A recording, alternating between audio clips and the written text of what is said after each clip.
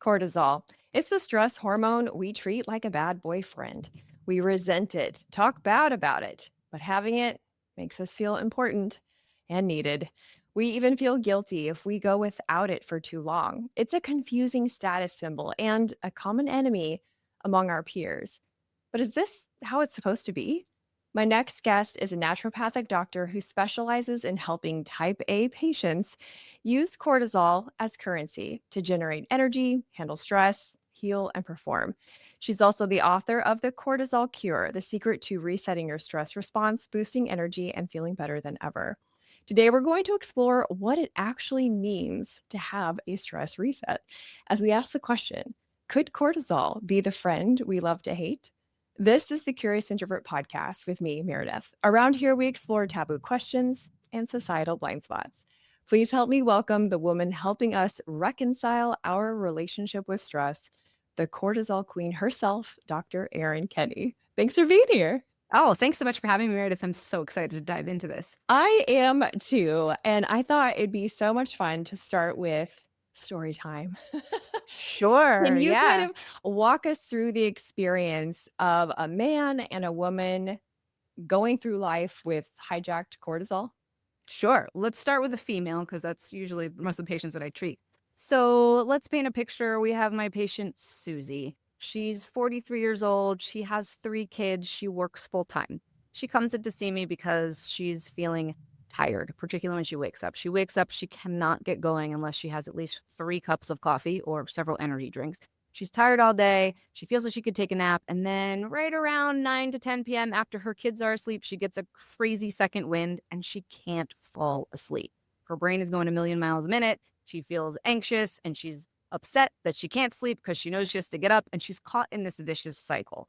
Now, on top of this, she's also feeling foggy. She has trouble focusing at work. She feels like she's forgetting, pieces of her life. She feels like she can't handle everything that's going on. Her sex drive is tanked. She's having a hard time losing weight. And she recently started wearing a continuous glucose monitor, thinking there was something going on with blood sugar. She frequently skips lunch because she's very busy. And she notices that in the afternoon, her CGM is spiking. And she's like, wait, I don't get this. I'm not eating any sugar. So she sits in my office. She's really frustrated. She's seen her general practitioner who has run basic labs and has told her, your labs look normal. You must just be stressed. It might be perimenopause, and sends her out the door. And this is a common pattern that I see in women. Okay, so let's talk about my patient, Dave. Dave is 39 years old. He has 2 kids, works a job that he really likes, and he is struggling also to stay focused. His energy's a little low. He loves to work out, and over the past 2 years, he feels like he's not making gains in the gym. He's lifting, but he's not seeing results, and he just feels like what did he say to me last week? He goes, I feel like an old man. I can only do these old man workouts, and I'm only 39 years old. What is going on? His sex drive is a little bit lower. He's having a harder time maintaining erections, and he doesn't feel great about that, but he's uncomfortable talking to his doctor and or his wife, but somehow he manages to talk to me about this, which cracks me up. But anyways, so he's not feeling well either. He didn't actually go to his regular doctor because he doesn't like his regular doctor, but comes to me being like, please help me with what's going on. So these are 2 common pictures that I see played out, but then the general labs come back looking normal. And I'll tell you, for Dave, when we did run his blood work, the blood work that his primary care would have run would have looked normal. He would have been told the same thing. Hey, your blood work looks fine. You're probably just stressed. You should manage it better. And, I feel like one of the reasons that I wrote the book that I wrote is because I'm so sick of hearing my patients tell me that, what do I do with managing stress? What does that even mean? What does that mean? Like, we don't look at it correctly in our society. Like, stress is bad and we need to manage it, but then we're not told how to do that. Okay, so what about labs? What does stress look like on a blood work lab? First of all, you need to make sure your doctor's ordering the right tests, right? And the test that I like to look at is, 1, cortisol, but particularly morning cortisol. And then I also like to look at a hormone called DHEA, which is a precursor hormone to cortisol. It's also a precursor to the other sex hormones, so testosterone, estrogen, and progesterone.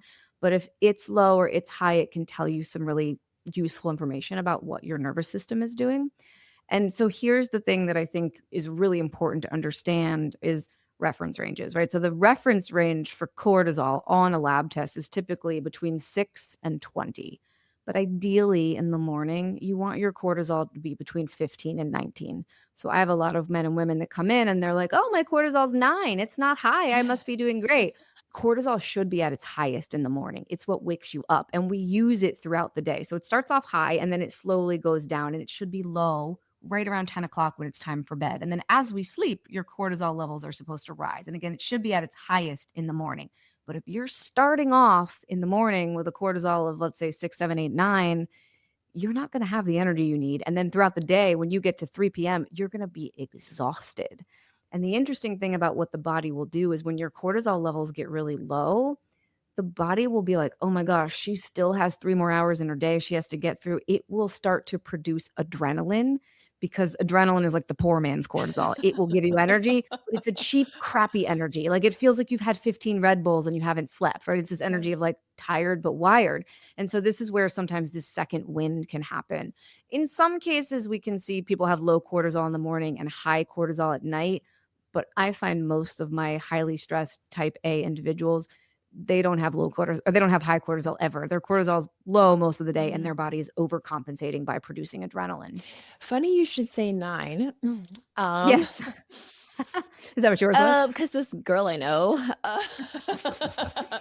Okay. Not naming any names? Yeah, not naming any names. But okay, I had blood work done at 11 a.m. That's the tricky part. Okay. And my number was 10.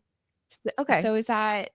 That's not terrible. So, I mean, ideally, I tell people I like to get a morning cortisol before 10 a.m. because it depends on what time you woke up. It also depends on if you exercise or how much of your cortisol. Oh, if you exercise, that would not be an accurate read. Oh, so that's another thing. Like, before you do blood work, do not work out. Oh, you need to wake up, drink water, because if you work out. So again, can I introduce the cortisol bank account analogy? Oh, please, yes, because I think the idea that low cortisol is problematic it was new to me. So I mean, I don't think I'm the only one that No, you're not feeling this. Oh my gosh, this is new data info feeling. Yeah. So we want to think about cortisol as it's your energy hormone. And it is the hormone your body produces in response to stress, but it does that to give you energy to deal with stress. So without cortisol, you won't be able to handle anything that life throws at you.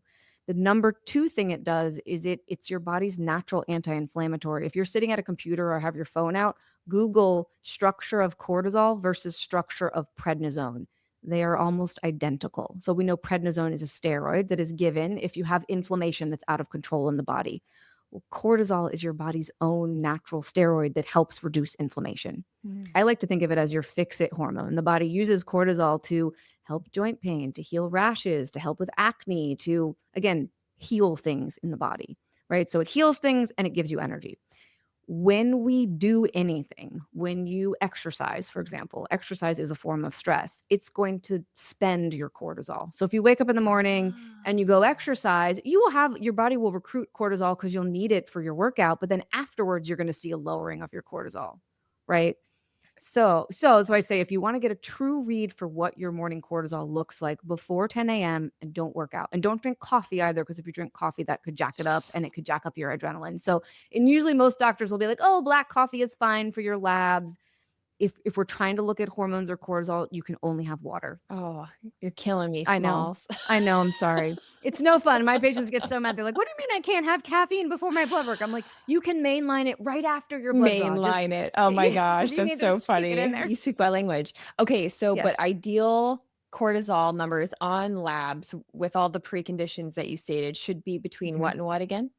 15 and 19 is where I ideally like to see it in the morning. Because if you're starting off with that level, then you're going to have good energy throughout the rest of the day. And DHEA? DHEA levels are there. The reference range is a lot wider. I think the reference range is different for men and women, but ideally for women, I like to see it like between 150 and 200, and men a little bit higher, like around 300. And sometimes we'll see a pattern where the DHEA is really high, but cortisol is low. And that just means the nervous system is kind of stuck in overdrive, and it's pumping out this precursor, but you're spending cortisol essentially almost like faster than your body can make it.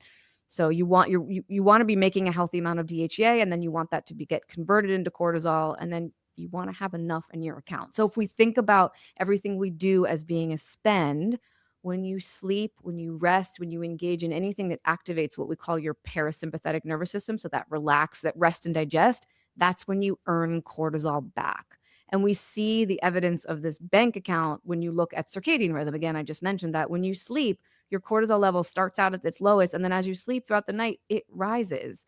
And then you spend it throughout the day, essentially.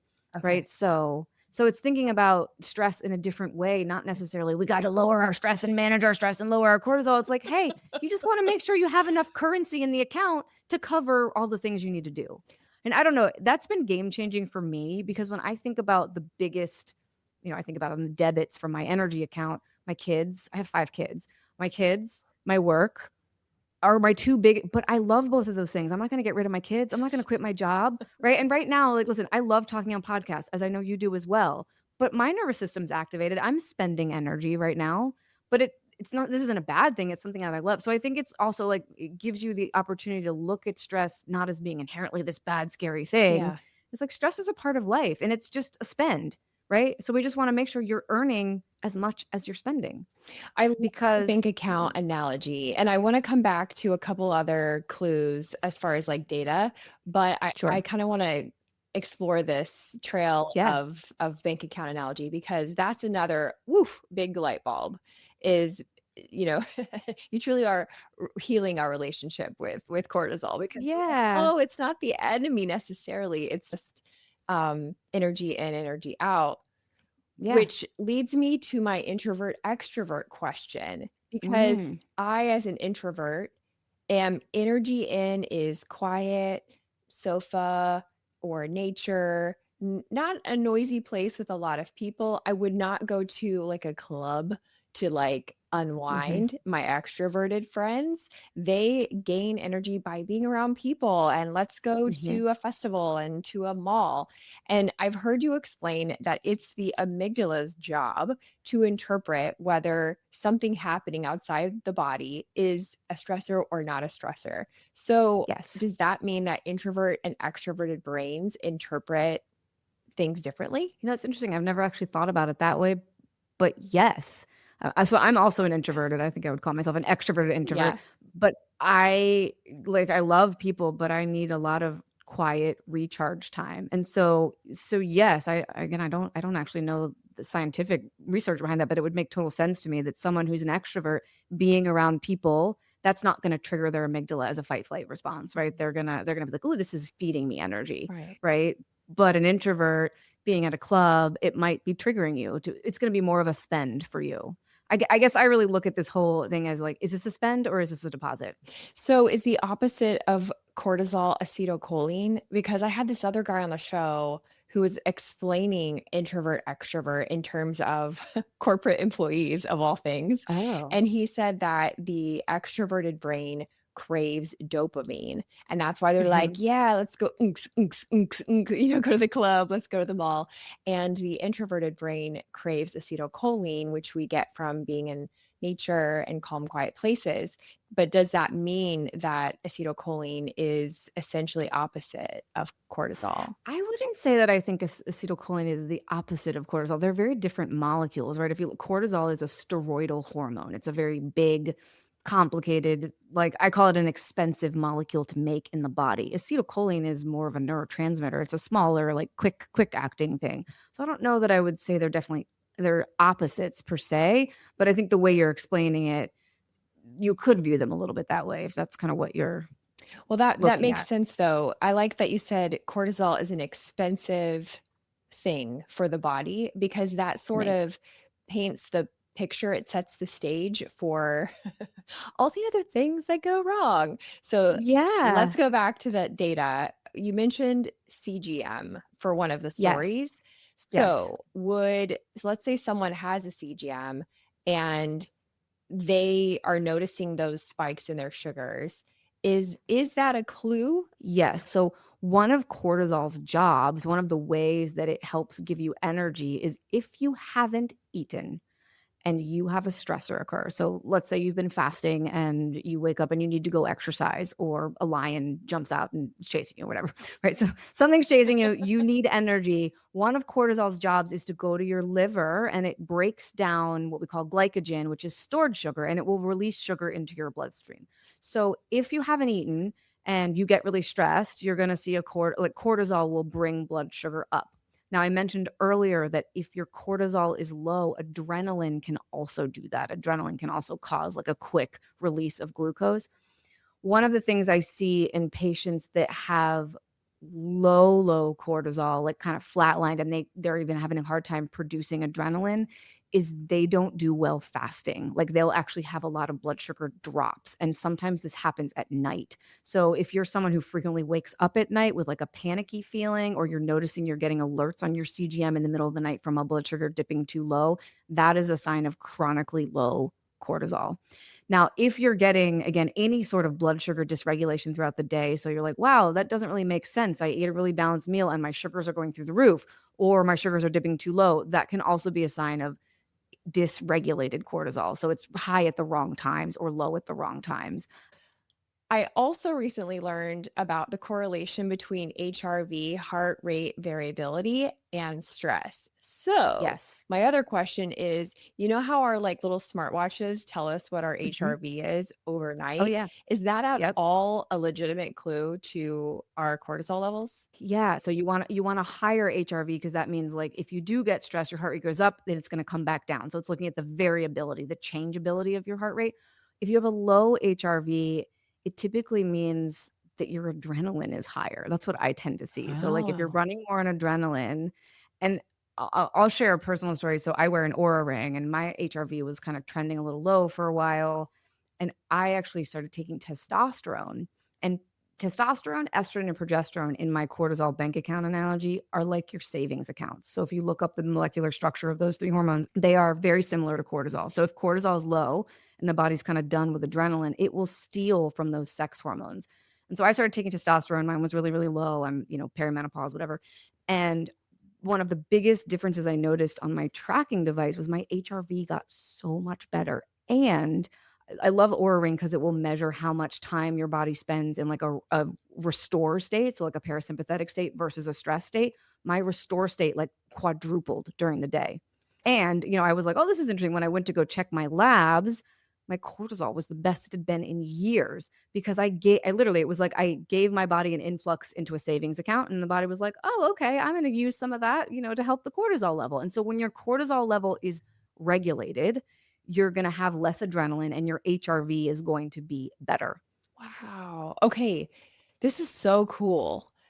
How do we know what HRV is good though? Because I have Googled this I and know. those answers are ridiculous. And so right now, I'm personally just like last year, last winter, my HRV, I'm embarrassed to say, was 18. I was going through Mhm. some stuff. And then I decided to start meditating. I did a lot, was doing a lot of things, but one of those things was meditating. And I Right. used the Heart Math app. And that's you already know about that. Oh, yeah, it's a fantastic app. Oh my gosh, I have the little ear thing too that you clip to your Yeah. ear.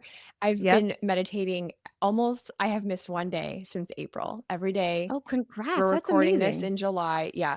It's been great. Girl, my HRV this morning was 50. Oh, that's awesome. So, That's fantastic. thank you. But when I Google it, it's not like, "Great job, Meredith." It's like, "Well, it's just like the lab work ranges." It's like, "Well, it Yeah. depends. It could be anywhere from 20 to 60." And I'm like, "That's unhelpful."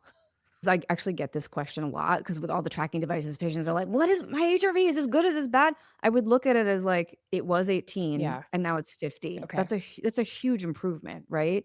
And things like, I think the biggest thing that I've had to learn, had to teach patients, is it takes a while for the body to recover from long-term stressful things, right? Yeah. So if you went through something for, a quarter, it might take a year to like get your HRV back up. But I don't know that we actually have enough data to be like, this is a good HRV. I think it really has to be like, hey, is this good for you, kind of thing. Okay. Huh. Okay. Yeah. Well, do people who handle stress well, are they the ones that are just like aging gracefully aesthetically? Because I was also learning about the effect of chronic stress on Yeah. gray hair and wrinkles Mhm. and the condition of your skin. So are Yeah. is like George Clooney just killing it or what? I think he might be. I mean, well, if we think about it this way, again, if you think about like cortisol being an expensive molecule to make, and if you're running through your cortisol like crazy, your cortisol needs a ton of B vitamins. It needs B12, it needs B6 in order to build that molecule. B12 is important for keeping hair in a good color. Like all of those vitamins are so important for skin and all those things. So if you're burning through your cortisol because you're stressed all the time, you're not going to have these other nutrients available to keep you aging well. And same thing goes for the sex hormones we just touched on. I mean, estrogen, progesterone, and testosterone, they keep your skin looking young and youthful, right? So if you're stealing from those accounts, and this is what I'll see in patients when they're totally burnt out, their cortisol will be low, their testosterone will be low, their estrogen will be low, their progesterone will be low, and they look like they're aging rapidly because those Oh. hormones, they're like the hormones are the fountain of youth. And those are what keep you looking youthful. That's interesting. And this is why the balance is important, but we don't really hear about this as much as we hear about HRT, hormone Yeah. replacement therapy. We don't hear necessarily about balancing the cortisol side. Yeah. Earlier, you said cortisol is the fix-it hormone, Mhm. and I think that's another reframing of seeing how, cortisol can be helpful, and I would love to know how else it can be helpful because when I think about cortisol in my life, the only time I think of it as helpful is when I'm recording podcasts. Because you get the cortisol rush and you're like, "Oh, I got the I energy." Yeah. do, and you know what's so funny? Today, I'm recording this from my home, but I normally record at the Pensacola Museum of History, and on those days, I'm batch recording, I'm meeting up with my cameraman, and we set everything up, and something about that situation and the deadline, I don't know, it's higher stress. I'm sharper when When you're I doing am that. and I don't eat, like or if I do, it's very Mm. little because once I in the past, if I've eaten, I go into rest and digest, I guess, and my Yeah. brain just and it's usually, like, not a carby situation, it's like a meat stick or something, Yeah. but I'm still like, my body's like, "Oh, cool, are we done?" And so Yeah. Are we done? I'm gonna go relax now. yeah, Yeah. yeah, and so it's interesting, the cortisol, it's like, "Oh, is there a lion in the room?" And that helps me remember my questions and hold my thoughts and just keep, you know, basically do 4 back-to-back book reports with Yeah. really smart people, but when I'm at home, I'm a little bit more A little. relaxed. Yeah, I'm not pitting out my Yeah. shirt as badly, um, and so I find that it's not quite the same experience, so but that is the only way that I interpret You think of it as cortisol a good helpful, so I'm way. curious Yeah. from your perspective, working with so many patients, how do you see cortisol as a helpful hormone? So I think, what I hear in so many of my patients, particularly in midlife patients, is they struggle with joint pain or they struggle with rashes or like eczema or things like that, where they're like, oh, I'm itchy or my joints don't feel the same as they do, or I'm getting headaches all the time. Cortisol helps reduce pain Mm. from a very like and again like what prednisone would do. I have a patient that I'm working with right now, male. He's in his mid 50s and he's had so many joint pain issues and been to see all these different doctors. And when we ran his cortisol was a 4. It was Oh, so low. no. But weirdly, his energy is fine. He sleeps fine, his energy is fine, but his deficit is showing up and he has pain everywhere. He builds houses, and so he's very physical with his body. And so the interesting thing that I think, with healing patients is not everyone presents the same all the time. Sometimes people come in like, my energy is fine, but maybe they're depressed or they're anxious. Like it's showing up, their low cortisol is showing up in their mood, or maybe it's showing up in their joints or showing up in their skin, like acne. When I like treat people for low cortisol, acne gets better. Their skin gets better. Their skin looks so much better. It's wild. That Yeah, is wild. Oh my it's totally gosh. wild. So as far as things that cause this, I mean, are some people just kinda high strung? So the other thing I talk about in the book is I have this analogy where I think of you have two muscles of your nervous system. You've got your fight flight muscle and you have your rest and digest muscle. And if all you do is work out your fight flight muscle, that muscle is going to get really, really strong. Mm. And just think if like you have really strong back muscles but weak ab muscles, like anytime you do anything, the back muscles are going to fire. You want to have a strong rest muscle and a strong stress muscle.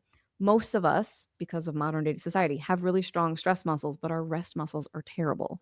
And so it feels good to work a muscle that's strong, right? It doesn't feel so good to if you've never built your ab muscles and you go take a Pilates class, it's gonna feel terrible, right? So you're not gonna wanna do it, right? So it's funny, I always ask patients, I'm like, "Hey, what do you do to relax?" And they'll be like, I go to the gym." And I'm like, "Well, that's great, but that's not technically relaxing. That's still stress. That's still fight flight." And I'll ask them like, "Hey, do you ever sit down on the couch in the middle of the day?" And they'll look at me like I have 3 heads, like, "Why would I do that?" And then I'll ask them to start doing it, and they'll come back and they'll go, "I tried it and I felt so uncomfortable. I felt like my brain was rushing and I felt so guilty." And it's because they don't have that muscle memory, right? So I think a lot of us, again, in modern day society, we value being busy. We value getting stuff done. We value getting up and running until we crash, right? And so we have really strong stress muscles and not strong enough relaxed muscles. Wow, I never thought of it that way. That makes sense though, because over the last year, I've completed a mold protocol. We used to live in a shoebox basically, and it was very Sorry. moldy. And when we moved, something about the move, and I thought I was fine. My body disagreed, and all Yeah. of these crazy symptoms just started popping up. And my functional doctor was like, okay, let's start from the beginning, which is mold.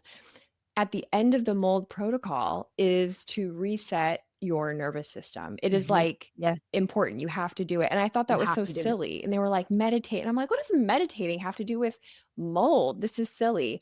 And that analogy that you just gave about an over dominant muscle makes sense. So Mhm. for so long, because my body was being attacked by this mold, apparently, it was Yeah. in a version of fight or flight. And so I had to Mhm. do I actually did fascial counter strain and Oh, energy work. fantastic. I love That's your great. are those good? I was gonna ask you what Oh, your they're take is. great. Yeah? Yeah.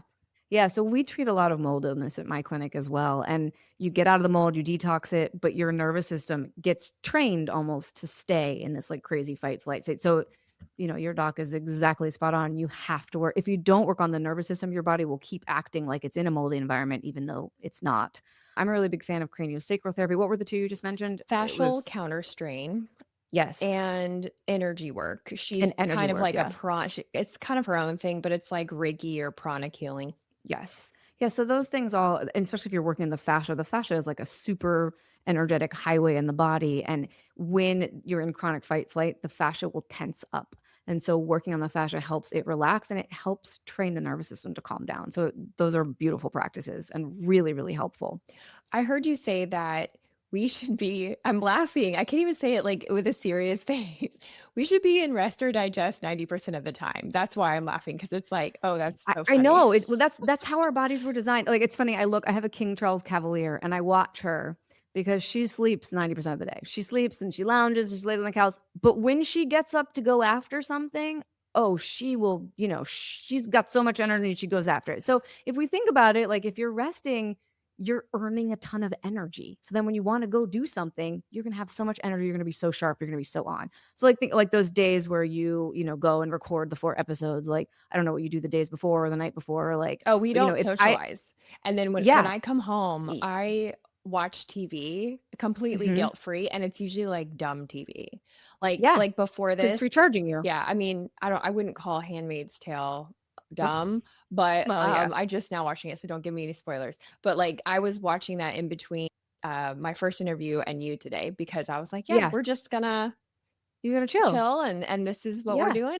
You're building up your bank account so you can have enough money to spend on your interviews, right? Yeah. So that's the way and listen, I mean, I think our bodies were designed to spend 90% of the time in rest and digest. I'm not sure if that's actually possible in today's modern society, but, I mean, the way I've had to work my life because 'cause I've got a lot going on is I pick one day, it used to be a weekend, but now it's just one day a month, and I call it my bed day.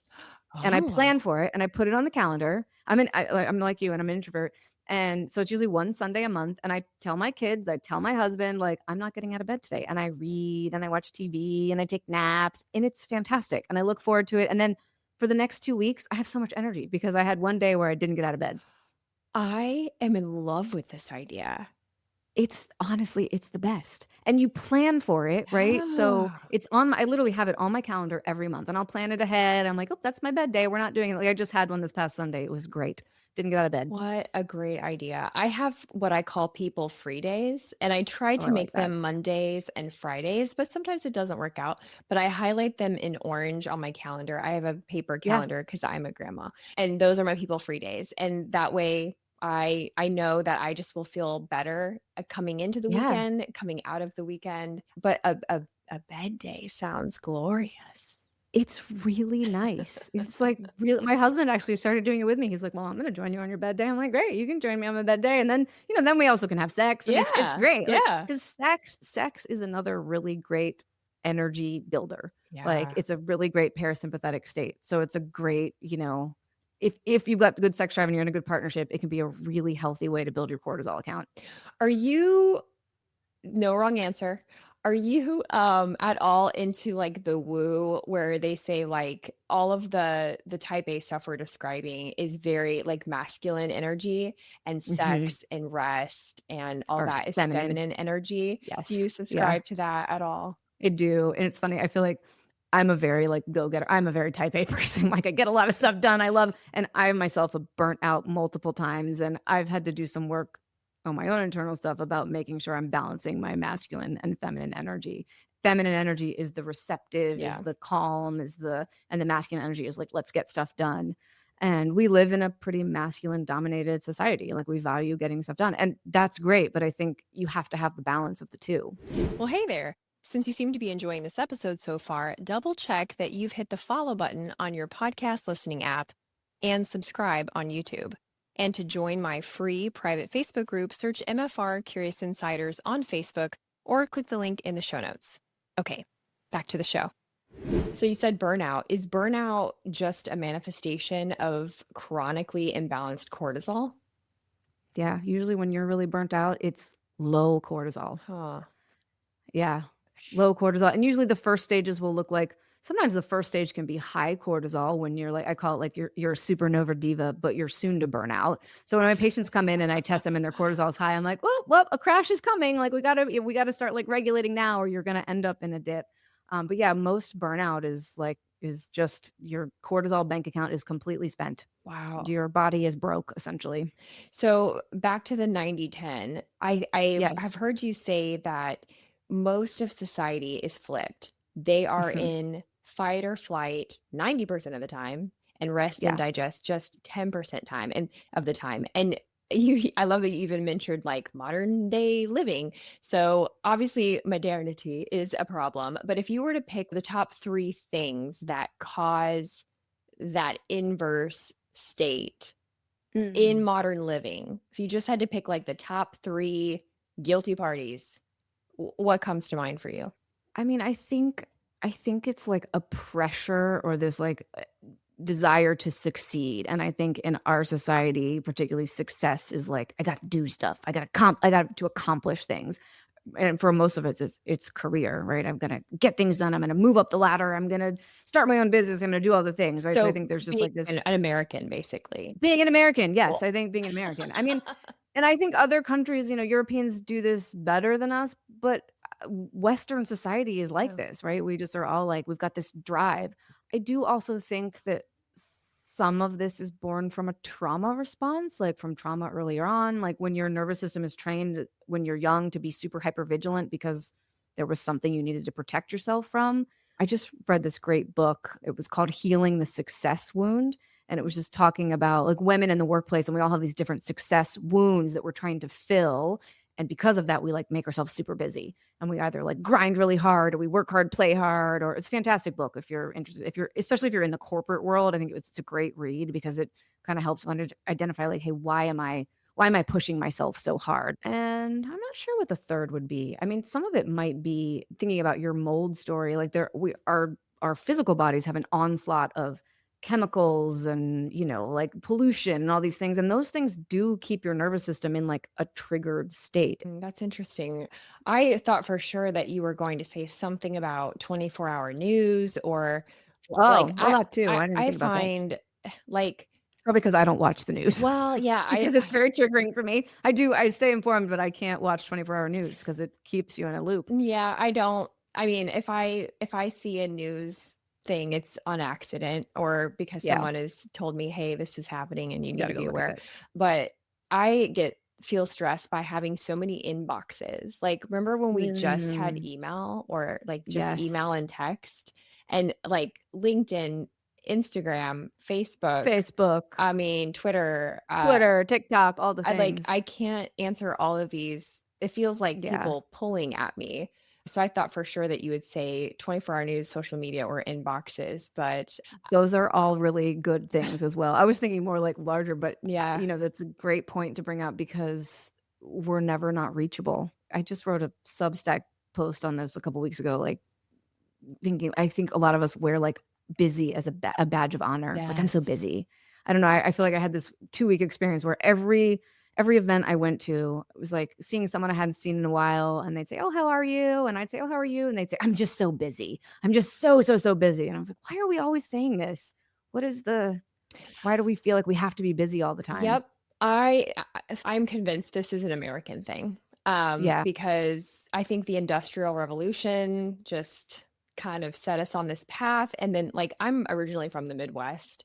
And there is some sort of connection, although I couldn't spout it out for you right now, between Midwestern culture and Protestant work ethic Oh, and interesting. righteousness. It's like a Venn diagram of torture.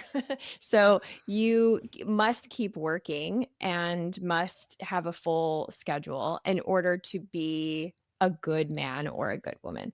And people don't want to be ostracized. If you ran Yeah. into someone at the market and they were like, "How are you?" And you're like, "I'm just good. I'm chilling." They would just hate you. And maybe They like, probably "She's would. annoying," and they would Yeah. not want to hang out with you. And so Yeah. I think another element could be that we're just trying to fit in. Trying to fit in, yeah, and I think a lot of us do feel like we're busy and have a lot of things going on, and you wanna feel like you're similar to your peers. So if you're constantly telling yourself, "I'm so busy, I don't have enough time, I'm so busy," guess what? You're gonna be so busy and you're not gonna have and that tells your nervous system, "I better be on alert because she's so busy," Gosh, that's right? so true. Yeah. I better not let her sleep at night because she's so busy. And this is one of the biggest things I see with patients that struggle to sleep. It's not that, sometimes it could be blood sugar, hormones, all the things, but when we've kind of ruled all that out, it's that you've trained your nervous system that it's not safe to turn off. And so the body will be like, "Oh, she's got a lot to do. She's really busy. We got to keep her on." You sleep for 2 hours and the body wakes you up because it's like, "I got to be busy. I got to be ready to go."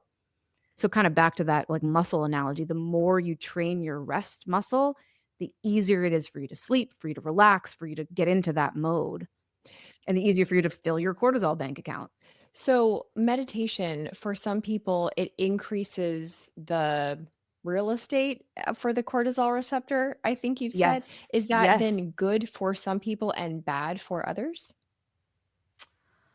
No. So when the amygdala senses something that is a stressor, it'll send a signal to the hypothalamus, and the hypothalamus sends out a hormone called cortical releasing hormone or CRH, and that tells the adrenal glands to pump out cortisol.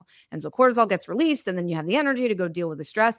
Once you're safe, once the stress is over, cortisol, that same cortisol, is supposed to go back to the pituitary, and it binds to a receptor called a glucocorticoid receptor. It binds there, and that actually turns off further production of cortical releasing hormones. So it stops the cortisol spend.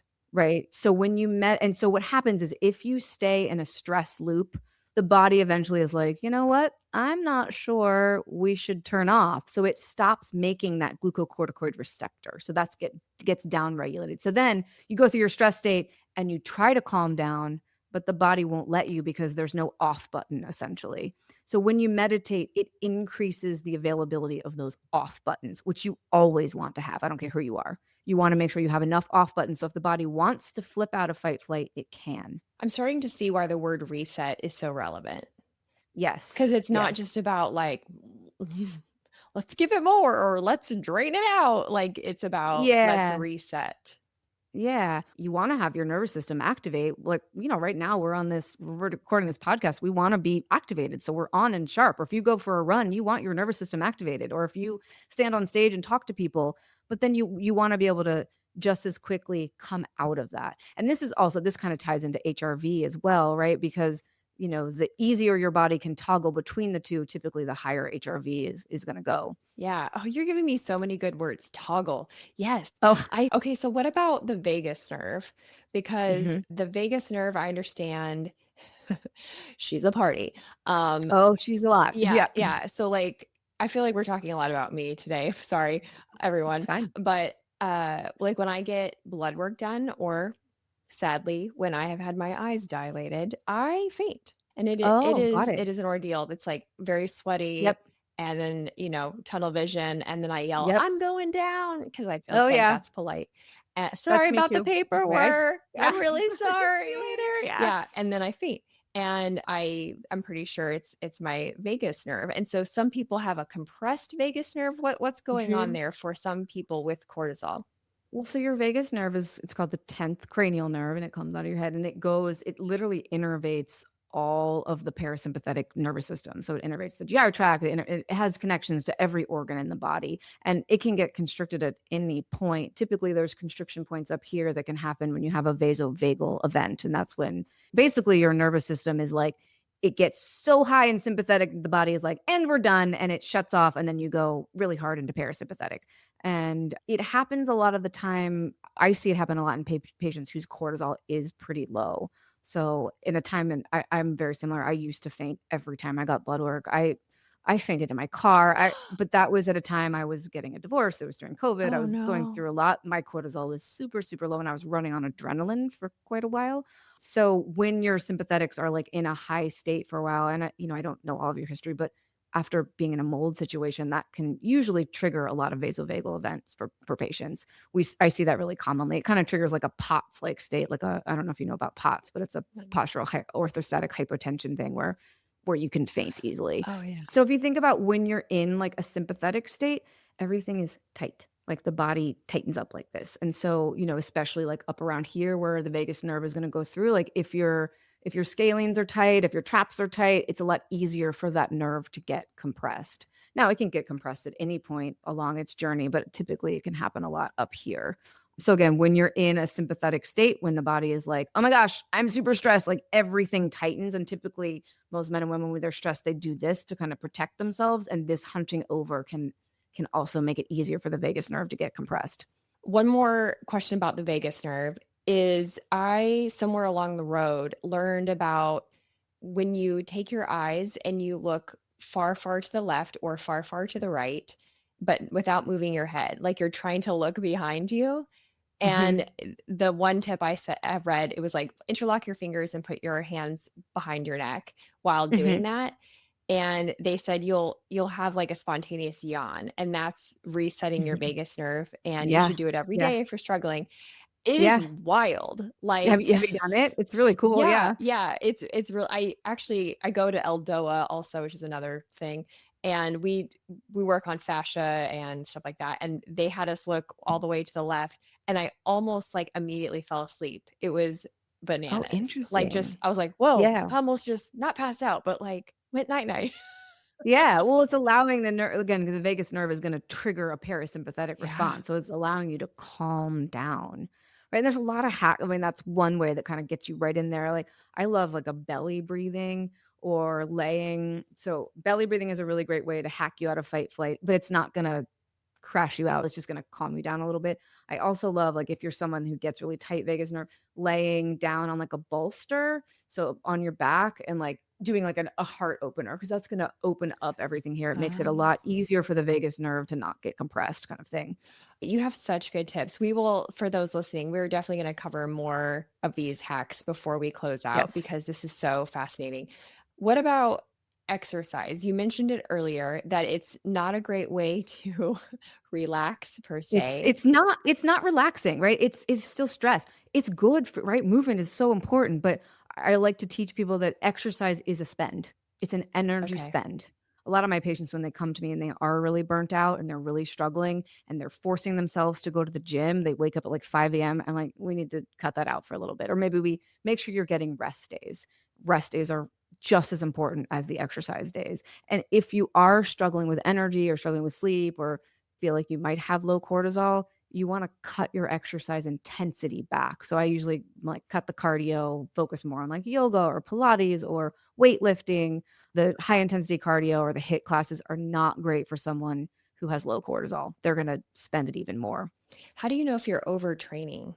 So actually HRV can be a good indicator of that, but a more simple way is just tracking your resting heart rate. So you have to establish what your resting heart rate is. So that would be first thing in the morning, like while you're still in bed, take your heart rate, or if you wear a tracker, you can look at it. And let's say your resting heart rate is 60. And let's say that morning you get up and you go run 5 miles. The next day, you wanna look at your resting heart rate. If it's in between 60 and 70, you're fine. If your resting heart rate is above 75, so 15 points, 10 to 15 beats per minute higher than it was normally, that means you overdid it the day before. Oh my gosh. I love all this Yeah, stuff. This is so cool. yeah, I just feel yeah. like this is like, oh, this is the manual for how to live in a human skin A sack. human Yeah, body, human yeah. body that we never got. My gosh. Okay. What about intermittent fasting and stress? I polled my audience because I knew we were going to cover this again. Yeah, I thought, oh, I wonder if they even do this. Like, an so many people do it. overwhelming amount of them, and I checked because you can see the gender of every person, and I Yeah, thought, yeah. "Okay, it's gonna be just the guys." Nope. Mostly There's yeah. guys and girls who are intermittent fasting, and so is there a difference between male and female stress Yes. response with that, and what should we be doing? So I love for women intermittent fasting no more than a 14-hour fast. So like a 12 to 14-hour fast for women is fantastic. Anything more than that, especially if you're above 35, like entering into the perimenopause phase, it tends to wreck your cortisol a little bit more than we'd want it to. For men, they can do longer. They tend to do better with that. They can do like a 16 to an 18-hour fast, but usually 14 to 16 is kind of a sweet spot for them. That's what Okay. I see in my clinical. And here's the deal. Everyone is so different with blood sugar and all these things. If you're doing intermittent fasting and you're female and you're doing more than I just mentioned and you feel great, meaning your energy is great, your sleep is great, then it's working for you. Don't change it, right? If you're doing it and your energy is poor, your weight isn't where you want it to be, and you have other like parts of your system that doesn't feel good, it might not be the best thing for you. I mean, that's the other thing I think about our bodies is if what you're doing is working, you're going to feel good. If what you're doing is not working, your body is going to be like, hey, excuse me, I don't like this. It's going to give you a symptom, right? Yeah, So I think sometimes and even I, like, sometimes we overcomplicate it a yeah. little bit with health stuff, right? Typically, for my burnt out patients, do not recommend intermittent fasting while we're rebuilding their cortisol. Mhm. Once they're in a healthy cortisol range, then I'll say go for it. But because when cortisol is low, you have trouble regulating blood sugar, we tend intermittent fasting doesn't do what you want it to do with blood sugar when cortisol levels are at a low in a low state. Okay, so it seems like the order of operation would be correct the cortisol first before you're doing all Yeah, of that. That's yeah, yeah, interesting. yeah. What about alcohol? Because I know it's inflammatory, but it's also Mhm. pro-social. So is that like a net neutral? Yeah, I mean, that's gonna depend on the person, Okay. right? I think some people don't tolerate alcohol at all, and so for them, that's gonna be a major spend of their cortisol, right? Alcohol also disrupts and fragments your sleep. I don't care who you are, it doesn't make your sleep great, and so if your sleep's not great, that's gonna leave you at kind of a deficit starting the next day. For most people, if you tolerate alcohol well, 1 to 2 drinks is not gonna and if it's allowing you to relax and have a good time with friends, great, like, to your point, right? But if you're someone who's very sensitive to alcohol, you have 1 drink, you don't sleep, you feel crappy the next day, even if it's allowing you to socialize with friends, it might be a detractor. And weed? I mean, people who smoke weed, they're pretty chill. They're pretty chill. I prefer THC to alcohol myself. Yeah. That weed is gonna also depend on your personal chemical makeup, like how your endocannabinoid system is, but for most people, I would prefer that over alcohol. Yes, So let's talk about tips because we sure. definitely love to buy our way to wellness. Like we love our Oh, little absolutely. watches and our little rings and our Oh, little yeah. gadgets and our little weighted vests. and our, cool, extensive gym memberships. But if someone is waiting to see their doctor about all this, because obviously that Mhm. is a huge and important first step Oh, is to yes, see a yes, functional doctor. But if yes. that's not, tomorrow, what can someone do tomorrow that's free to put them on the right path? Yeah. So I think like really assessing first your sleep. What time are you going to bed? What does your sleep hygiene look like? Because that's going to be your biggest cortisol deposit. So, and I think the first thing is to take inventory of what your lifestyle looks like, right? Are you staying up till 1 a.m. every night? Are you watching scary TV before bed? Are you doom scrolling? Like, what does that look like? And maybe work on that a little bit. And then you can take stock of what your energy looks like throughout the day. Like, if you can't get in to get a cortisol test, see what your energy looks like first thing in the morning, a couple hours later, and you can track it on like a scale of 1 to 10, just with old school paper. And, if your energy levels are good in the morning and they're kind of low throughout the day, you're probably in a good place. If you're starting off the day and your energy is like a 3, and this is without caffeine. So if your energy level is great and you drink 3 cups of coffee, we can't tell if that's the coffee or your regular energy. So you have to try this on a day where you don't do a lot of caffeine. So assess things first. One of my favorite super easy hacks, if you're like, hey, I kind of get a slump in the afternoon, I'm tired, I'm foggy, I can't really focus, is to take, I call it getting horizontal for 10 minutes. So you like go lay flat. You can either listen to music or like just lay there and lay down for 10 minutes. And what this does is it tells the nervous system to calm down because your blood pressure is going to reduce, your heart rate's going to go down, your breathing rate reduces. So it just allows the body to have like a little mini recharge moment. So, or my late grandmother, she lived to be 98. She called it taking a toes up. She took one every afternoon. This woman took 0 medications. She lived a really, really healthy life, died of old age. And literally she had 5 kids as well. She would every afternoon, she would take her toes up and she would lay down for 20 minutes and then she would reappear refreshed and ready to go for the evening. I So love just a little simple recharge, and it's free and you can pretty much do this anywhere. For people that are in a working environment where you maybe don't have your own office or a couch line, you can go to your car, lay the seat back and just chill out for 10 minutes. Don't scroll on your phone though. It needs to be like a little and you could listen to a meditation if you're into meditation. But I think a lot of us bookend our days with relaxing after, like you might do a meditation in the morning, you might do in the evening, and those are great. But it's really nice to teach the nervous system that you can take a break in the middle of the day. Mm, And here's what I've noticed: my patients that adopt that, they start sleeping better. I believe that. And then when you start sleeping better, then your energy gets better throughout the day. So that's like my favorite really simple practice is to take a toes up or get horizontal for minimum 10 minutes in the afternoon. And now other simple things you can do if you're like, "Hey, that feels a little too resty. I'm not sure I can do that in the middle of the day. I'm very been spent out," is especially if you're working in an office, leave the office. Go sit outside, get some sunlight, touch your feet to the ground. You can do a mini like grounding exercise. You could even do this if you don't have time to leave your office. I frequently, if I have a day where I can't get out, I will literally like sit back in my chair. I turn my computer off. I cross my arms. I can like give myself a little hug, or you could do the little vagus nerve exercise you mentioned and just like let yourself feel supported by the chair and just be like, okay, I'm going to take a couple deep breaths and then I'm going to come back to whatever I was doing. I love that. So my book has like hundreds of these little simple tips that you can incorporate. And my advice is you find some little practice that feels good to you, that's easy to incorporate, that you do regularly. So again, if we think about these things as like we're trying to work out the relax muscle, it's reps. You have to keep getting the reps in if you want to build the muscle. So it might not feel great the first couple times you do it because the muscle isn't built yet, but if you keep doing it, it's going to start to feel better and better.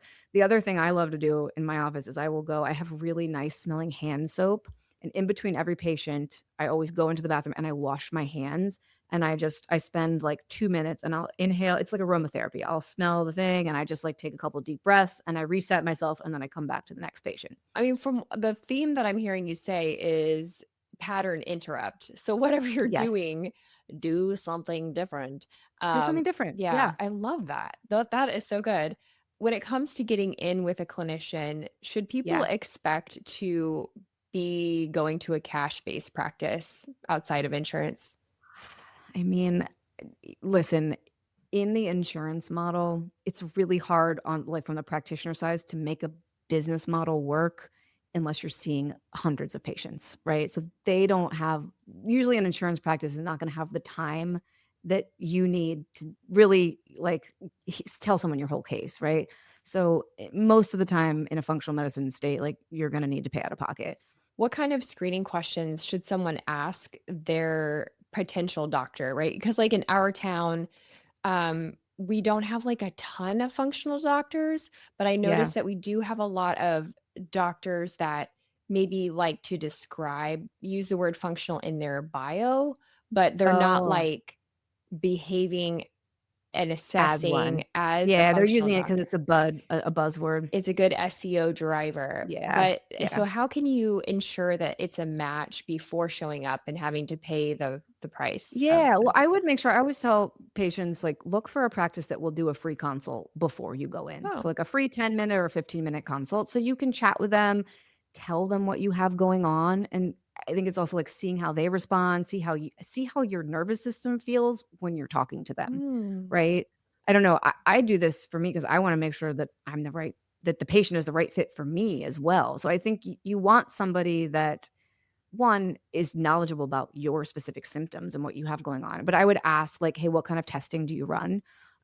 What is your communication style in between visits? Because when you're on this journey, I think the number one most important thing when you're working one on one something is that you feel supported. yes. And if you're someone that has a lot of questions and you might not be able to get them all in your hour visit, you might want to ask them questions in between. So ask, okay, do you have a portal? Am I going to be able to message you in between? What does your responsiveness look like? Because most docs will have some sort of a portal where they'll talk to you and they might charge extra. It depends on the practice. But I think if you're someone that has a lot of questions and you really want to feel supported, you want someone you're going to be able to talk to in between visits. Yeah. Because sometimes it gets hard to get in with your doctor. And I always tell patients, I'm like, I don't want you to wait till our next visit and you've spent 4 hours spinning out on Google and freaking yourself out. Like, please message me with the question because I don't want your anxiety to go through the roof, right? And I always think it's best to talk to somebody so you can see if, the way they communicate feels good to you. 'Cause there's a lot of us out there that'll run the same tests and, have the same knowledge, but you want to make sure you're vibing with them. Yeah, I love that. And you offer 15-minute free We consults, do I free noticed. consults. Yeah. That's Yeah. great. And you're in Maryland, but We're you in can Maryland. work Yep. with people who are not in Maryland. Yeah, we work with patients all over the country. So I have myself, we have another naturopathic doctor, we have a nurse practitioner, and we have a nurse who does IVs. We can't prescribe in other states, but we consult on supplements and, we can run labs and do all those things. That's fantastic. Okay, so tell Yeah, people where they can read your book too, because I'm sure that they'll sure. want to dive into all those cool tips and tricks and Yeah. build on the understanding that you've laid the foundation for here. Absolutely. So best place to go is my website. It's drerinkinney.com. There's all the information about how you can pre-order the book. It officially comes out September 22nd. So if you're listening to that before, you can pre-order. If you're listening to it after, you can go order it. I also on the website have a resources page where I have tons of nervous system regulating activities that you can go. So before the book comes out, you can go read those things. And one of the things we're offering for patients or anyone that pre-orders the book is you get a year access to our Cortisol Cure community, which is a community. I do weekly lives there. We have tons and tons of resources on, food plans, diet plans, exercise plans, nervous system regulation. I talk about labs. So it's a great place to come and like feel supported in a community sense. That's fabulous. Thank you so Yeah. much. This has been just such a cool conversation. I learned so much. Oh, well, thank you for having me. It was a great convo. I loved it. Thanks for listening. Since you made it this far, I'd like to invite you to be part of my private Facebook group. In there, I post content that I don't share anywhere else, and you can talk to me directly. Search MFR Curious Insiders on Facebook or click the link in the show notes.